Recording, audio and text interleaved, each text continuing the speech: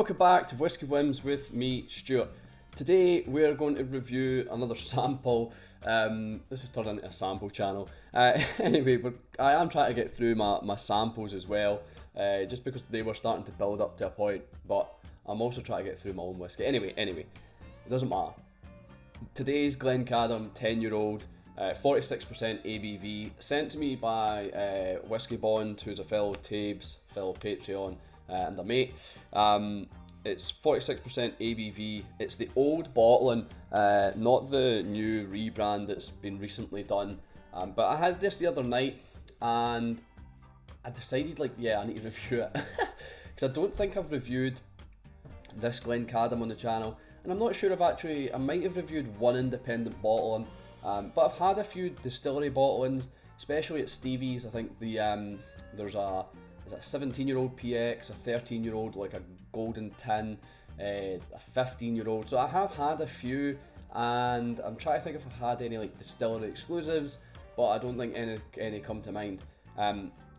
Mark, a Whisky Bond, is a huge advocate of Glencadam, and he's constantly raving about it. So we'll get down to this.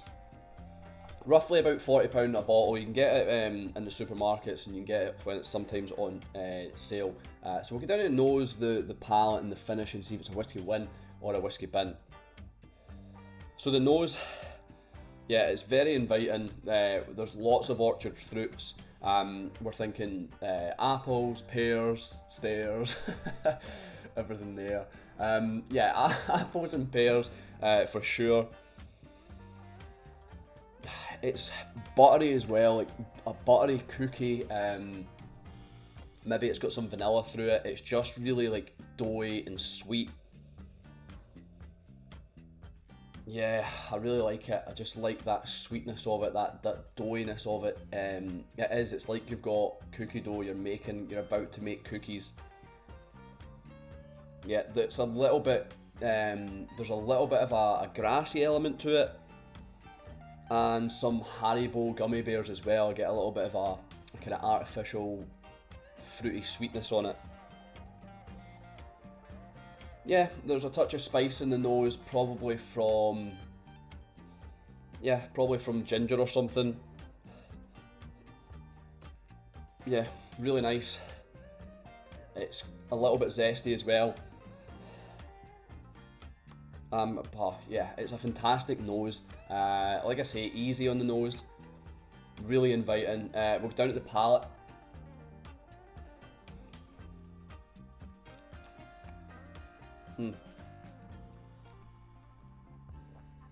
It's a little bit delicate, but really oily.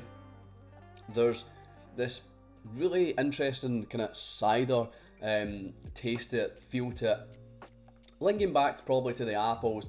But it's cider. It feels a little bit fizzy, and it just makes this the perfect dram for sitting out the back on a sunny summer's day.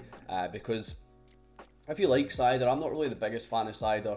I feel like sometimes they can be a bit too artificially sweet, but if you do enjoy cider out the back, a nice cold cider, you'll enjoy this out the back. Like, it honestly is mental how much this kind of reminds me of cider. There's some creamy barley flavour there, a little bit of honey, and also there's quite a subtle mineral element to this, a little bit of a mineral touch to it, and definitely more of the vanilla from the palate, from the nose. It is really a creamy whiskey. Also, like I say, it's weird. It's like oily, a little bit feeling kind of fizzy from the cider, or at least tricking your brain to thinking fizziness, and then also creamy. It's got a lot of complexity for the price, for the age, and for the availability of it. And like I said, it's just, you can just sit out the back with this and just drink this as if it's a juice.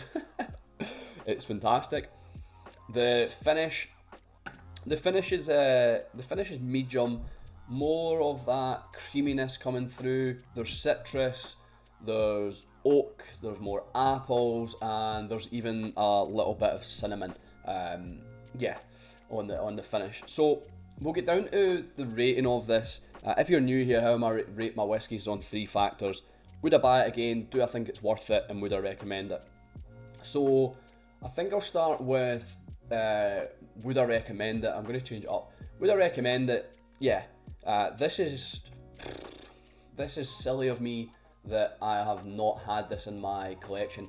I know Mark, and I apologise. Mark has raved on about this, and he's quite right. Other people do too, and I normally do take my friends' words and do buy bottles, but I think with this, because it's an official bottle and because it's supermarket available, I've kind of just not overlooked it, but I've just bought other things in place of it because I know that it's good. I don't need the bottle, but the rebranding's got me a bit worried.